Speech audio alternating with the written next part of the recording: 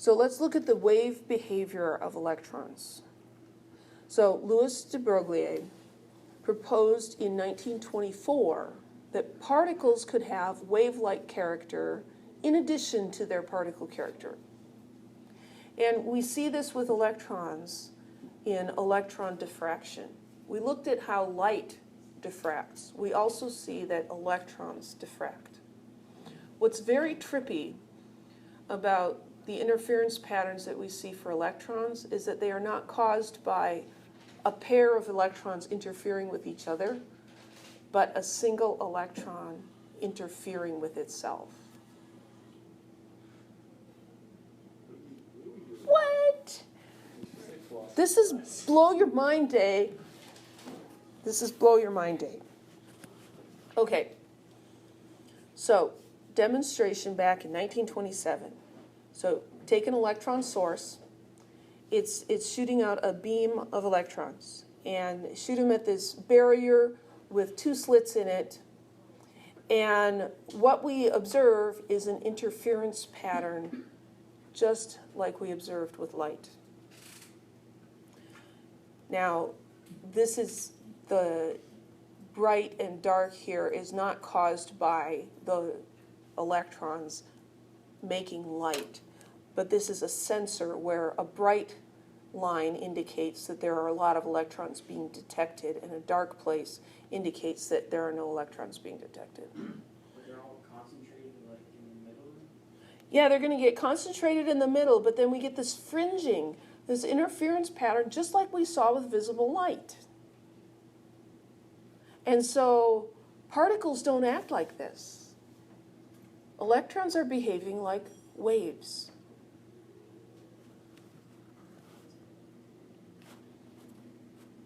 If they behaved like particles only, this is what we would expect, two bright spots. Because the particles that went through the slit would just keep going. They wouldn't interact or interfere with themselves or anything else, and they just go straight through. Think of throwing baseballs through an open doorway. The fact that it's going through the door doesn't affect the trajectory of the baseball. It's going to go the same whether the door was there or not. So this is what we would expect if we just had particle behavior. Didn't we already say that electrons, particles don't move in the patterns? Well, they don't. But let's look at this illustration. So if electrons are particles, then they can't be going through both of these slits at the same time. They have to go through one slit or the other slit. So how could you figure out which slit they're going through? Well, if you shine a laser beam across here, as the electron goes through, you'll be able to detect it. So if we turn a laser beam on, that fringing, the interference pattern, disappears, and now we see bright spots. Notice, though, that these bright spots are not really, really sharp lines. They're kind of fuzzy, aren't they? And that's because the electrons are not going in exactly the same trajectory each time. But there's a probability that they're going to land more in this middle part, and as you go away from that, it gets less and less. But this is particle behavior. By turning on the laser beam so that we can see which slit the electron went through, we're causing that duality to collapse, and it behaves like a particle. If we don't do that, it behaves like a wave. I don't know what I'm supposed to be following right now. I'm sorry. About the best I expect from students at this point is, wow, this is really weird stuff. Everybody on board with that? This is really weird stuff. Pardon me? No, you don't think of this every day. Yeah, it does happen. I mean, the stuff is going on, and whether we understand it or not, it's still going to keep going on. But this is what he was saying about, physicists being so frustrated, because the more you try to pinpoint what the electrons are doing, the less naturally they behave, the more they change their behavior. So is the basic obviously having interference with the electron source, and that's what's canceling the waves? Apparently not, no. It's just the observation of it. And I don't really remember all of the details. I just remember enough to mess with you. Yeah. Thank you. This only happens for electrons? Like, say if it were a light source instead, it would still have the... Well, I'm not sure about that. I know that this happens for things other than electrons. Any absolutely small particle is not subject to the same laws as macroscopic particles are. We do observe that light behaves as a wave and a particle, but as we're going to talk about, de Broglie believed that all particles have some wave-like nature.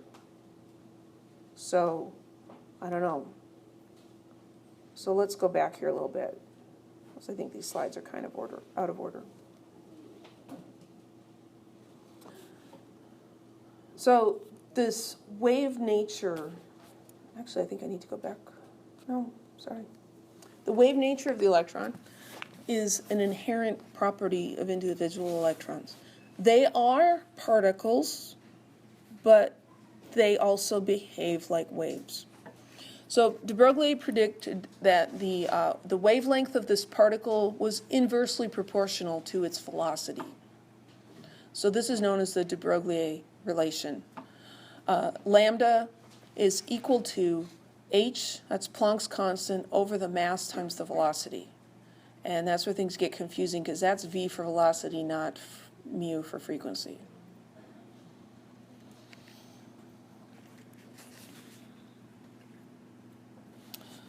So if you have a very small particle, very small mass, the mass can't change, but the wavelength could change if the velocity is changing. And a lot of this is way beyond the scope of general chemistry. It's really getting more into particle physics. So what is the velocity of an electron that has a de Broglie wavelength approximately the length of a chemical bond, which is about 1.2 times 10 to the minus 10 meters?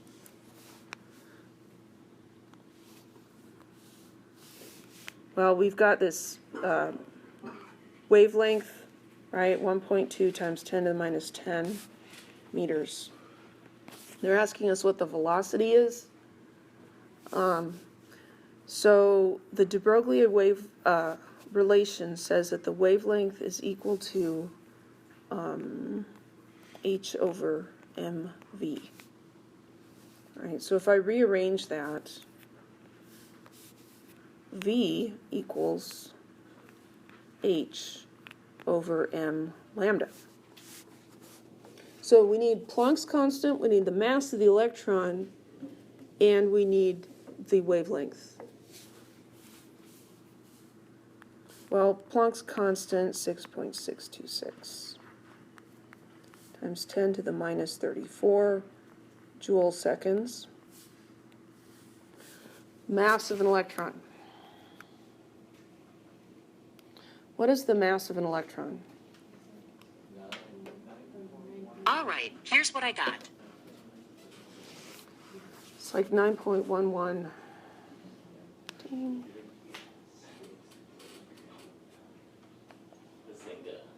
Ah, Syria. I pushed something wrong. Okay, it's 9.91. No, it was 9.11. Darn it.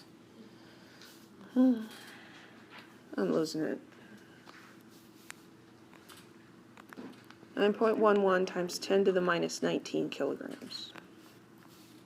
I only remember that because I looked it up yesterday. And then we've got wavelength, 1.21 times 10 to the minus 10. Is that not right? I thought it was 31. Oh, yes. Thank you. Minus 19 is like the proton or something. I don't know. Electron volts, that's what it is. 31. Okay. Those units are a mess, aren't they? let's do the math and then deal with the units. 6.626 times 10 to the minus 34 divided by 9.11 times 10 to the minus 31 divided by 1.21 times 10 to the minus 10. I'm getting 6.01.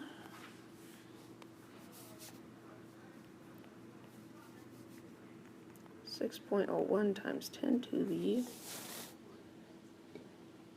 6. Now we have to deal with the units. I've got joules, I've got seconds, and in the denominator I've got kilograms and I've got meters.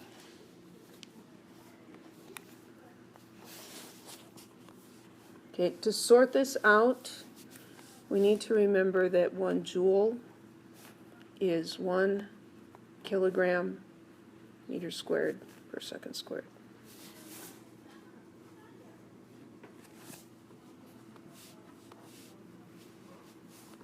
So the units here then, joule is kilogram meter squared per second squared, and that's times second divided by kilograms and divided by meters.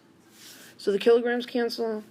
One of the meters in the numerator cancels with the one in the denominator.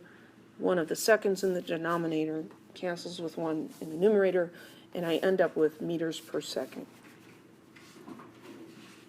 6.01 times 10 to the 6th meters per second. Is that a reasonable velocity? For an electron, yeah. What if it was 6 times 10 to the 10th meters per second? Yeah, that's pretty easy. What's the speed of light? 3 times 10 to the 8th meters per second. Could an electron go faster than the speed of light? Not without things getting very weird. Right? Einstein's theory of relativity. Okay, so any questions about the calculation? Do we need to do that? That's a good question. Will I need to know how to do this? On my exam, I will give you a bunch of these formulas because I have a hard time remembering them. You just need to know how to use them. I'll give you Planck's constant. I might even give you this guy right here, the relationship between joules and these other units. But you need to know how to use them and manipulate units and manipulate equations and do stuff, right? It's not a huge part of Chem 1A, but it is a part. And so basically I would say the A student should definitely be able to do something like this. Can you pass the class without doing problems like that? Yeah, you definitely can. Does that help? Yeah, and then how much of this chapter do you think will be on there? You say split evenly. I generally split the exams fairly evenly over the chapters involved. Okay, so we talked about that. When we try to observe the electron, it changes its behavior. So this leads us into a discussion of Heisenberg's uncertainty principle. This is the equation for it. We're not going to do calculations with this. Basically, the Heisenberg's uncertainty principle says that the more accurately you know the position of an electron, the less you know about its speed, and vice versa. So if you know where an electron is, then you probably have no idea what its speed is. If you know how fast it's moving, then you have no idea actually where it is. If you know a general vicinity in which the electron is, a general area, then you can have some general idea about its velocity. But you can't know both things at the same time. So delta x is the uncertainty in the position. Delta v is the uncertainty in the velocity. And these multiplied and the mass is in there as well, must be greater than or equal to Planck's constant over 4 pi.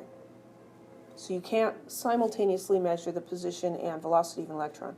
If you know if one of these is very small, then the other one has to be very big. Any questions? Electrons are squirrely little devils.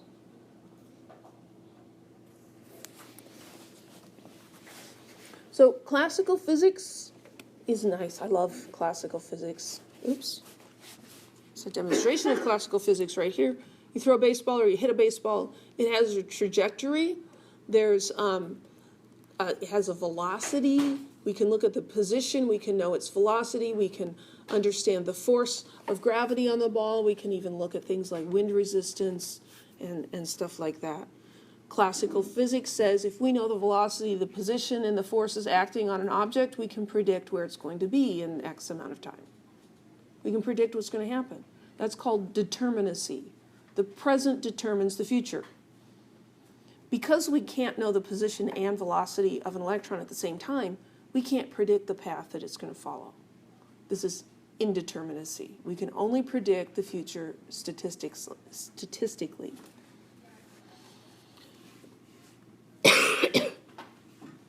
So, classical physics, pitch a baseball. We can predict where it's going to go. If you were able to pitch electrons, the best we can do is give areas of probability. Well, there's a 20% chance, 20% probability that it'll be within this circle, and 70% within this larger circle. But you can't say this is where it's going to go. So the number of pitches of that electron versus the distance from the center of the strike zone is going to fall off. It's more likely that the electron will end up in the strike zone than out of the strike zone, but we cannot predict. So instead of a nice trajectory for the baseball, we're going to get this fuzzy cloud of probability that the electrons that are being pitched are most likely going to be somewhere in there. You're saying electrons or an electron? Well, this would be one electron could have a path, but the next one is going to be different. And so if you pitch a baseball the same way, all the baseballs are going to go exactly the same. So these probability maps are a little more like multiple exposure photography. So I've used this example sometimes. My son Andrew, he's 7 now, and so he's gotten a lot better, but he's still pretty squirrely. So, oops again. So if this is the house, just roughly, and I use an orange dot, kind of a cautionary dot, to indicate where Andrew is at any given time, right? So there's Andrew. Here's Andrew. Andrew getting a snack. Andrew back watching television. Andrew sleeping in my bed. Andrew getting kicked out and sleeping on the floor next to my bed. Andrew visiting the bathroom or the other bathroom, or that time he stole the big wheel and took off to my brother-in-law's house when he was 2. He's not necessarily even in the house or on the property. But overall, we're going to get an idea of where Andrew spends most of his time. You might find him, en route somewhere going down the hallway. That's what this can be visualized as. It's like if you pitched a zillion electrons and took pictures, and each of these dots represented one of the electrons, this is what you would get. If you did that with baseballs that always go in the same trajectory, you're going to get a solid line. Does that help?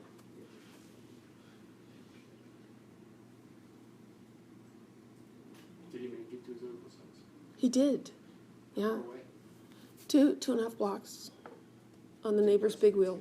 He stole the neighbor's big wheel and drove it to my brother-in-law's house. So were you proud of him that he knew his way around? I'm always having a mixture of pride and frustration with that child. He's going to do great things if we can keep him alive until he's an adult. He's going to do great things. He has a persistence that you would not believe.